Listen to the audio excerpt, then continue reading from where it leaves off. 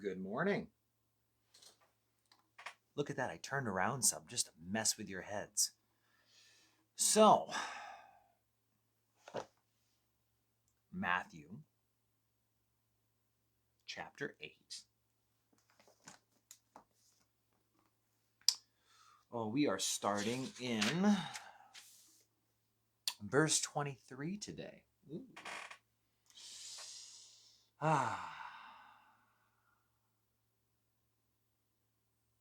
So, verse 23 says, "Now when he got into the boat, his disciples followed him, and suddenly a great tempest arose on the sea, so that the boat was covered with waves, but he was asleep." So, important to note that Mark mentions he had a pillow, and that's important because it's hard to sleep on a stormy sea without a nice pillow. I like this, just, I don't know, for what it's worth. The Greek for great tempest is seismos megas, and that sounds really cool. So also an important thing. Then the disciples came to him and awoke him, saying, "Lord, save us. We are perishing." But he said to them, "Why are you fearful, O you of little faith?"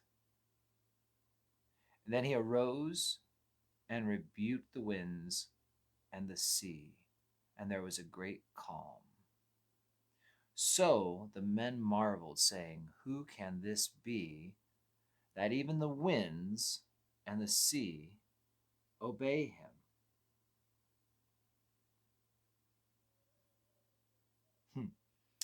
So there's a lot of interesting stuff in this story. And when you look at Revelation 21, what do I have here? Verse 26. Where it says, "But the cowardly, unbelieving, abominable, murderers, sexually immoral, sorcerers, idolaters, and all liars will have their part in the lake of fire," right? The lake which burns with fire and brimstone, which is the second death. Not a very fun verse, but cowardly. That word cowardly right there is only used in a few places in the Bible, and one of them is right here. "Why are you fearful?" it says in verse 26. He tells them that they have little faith. Oligopistos, a phrase which only shows up 5 times in the New Testament, 4 of which is in Matthew, and always that phrase speaks of the 12 disciples. Fearful, of little faith. But they are the disciples, aren't they? They are the 12. If they struggled with being cowardly and having a little faith, well, then how much more might we struggle at times? Now, Jesus never cast off the disciples. He encouraged them. He worked with them. He got them through. And here he shows his strength by rebuking the wind and the sea and the waves. And it is that, that Jesus who also won't cast you off, even if you're cowardly, even if you are lacking in faith.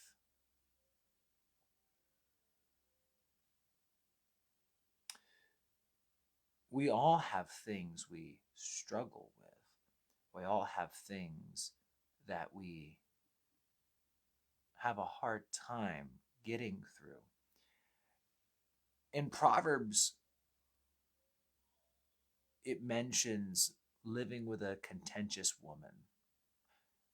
Marriage problems can be some of the most discouraging, but there's lots of problems.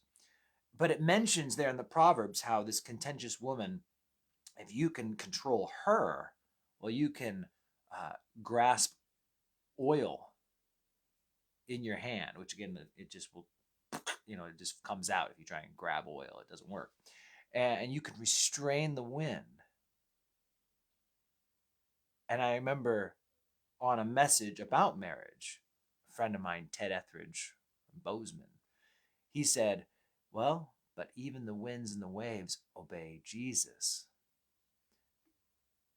And so, whatever the problem is, it might seem as impossible as grasping oil or controlling the wind, but the wind and waves does obey him. And it's the reminder that there is no problem, there is no struggle, there is no thing that is outside of his control. This is Storm 101. Later, the disciples will get sent out into another storm, but this time Jesus won't be in the boat. He'll walk on out to them in the midst of the storm. But the point is he's trying to teach them to trust him, even when he's not actively moving in the way they'd like. Here, there's a storm and he's asleep. Later, there'll be a storm and he's not there. Well, at least they don't think he's there. And that's, I think, the thing that we need to wrap our brains around, is that Jesus is always there, and the wind and the waves obey him. We've had some crazy wind lately around these parts. And if Jesus can just simply rebuke that, well, then how much more your problems, your struggles, your addiction? He has things in his hand. He can control it. I think one of the hardest things for us is to just trust him, right? And believe that he can take care of all of our things. But as some of you guys know the song, it's so hard to trust in you when I don't know what you are trying to do, right? I mean, that's the thing. It's when we don't know what God is doing, when we can't see what's taking place. That's hard. But we need to just learn to hand it over to Jesus and hand it over to him and trust him, because even the wind obeys. That's the idea. The wind and the waves, they obey him. If he can control the weather, well, he can control my debt. And he can control anything that I hand over to him. So guys, learn to submit and surrender to Jesus. We might struggle with faith. We might struggle with fear, but he knows, and he can take care of things. Even the wind and the waves obey.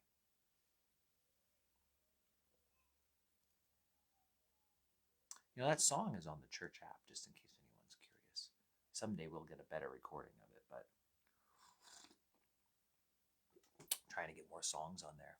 I had a friend, Craig, he lives over on the peninsula, but he invited me to come over and record a bunch of the songs that aren't recorded, so that we can actually have recorded copies of them to listen to. And if you aren't from our church, you have no idea what I'm talking about, but we have some bunch of original music at our church that we enjoy, and you can't listen to it on YouTube and whatnot. So trying to slowly fix that problem. Anyway, I kept it short today. Maybe it's because I had that song in my head and I'm just thinking about it, and how I need to continue to trust Jesus and just remember when things are mind-blowingly out of control, that even the wind and the waves obey him. And so I just need to surrender things to him and trust that he will take care of it. Hopefully you can do that too. All right, guys. I will see you bright and early tomorrow morning. Women's Bible study tonight. It's Thursday. You guys take care.